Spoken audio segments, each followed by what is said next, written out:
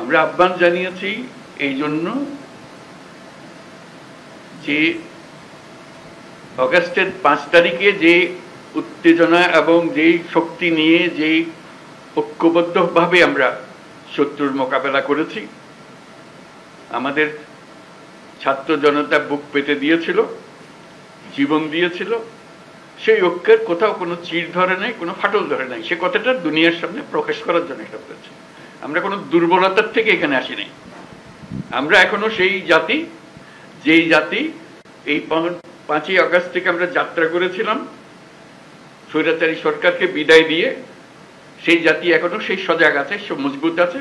সে মজবুত জিনিসটা দুনিয়ার সামনে তুলে ধরা। তারা যেন মনে করছে যে এর মধ্যে ঠান্ডা হয়ে গেছে। ওটা ঠান্ডা আমরা হই নাই। আমরা সেই সতেজ। যখন আমরা দেখি পুলিশ বলে যে স্যার একটা মারি তো 4টা দাঁড়ায় যায়, এখনো 4টা না 40টা দাঁড়াবে এবার।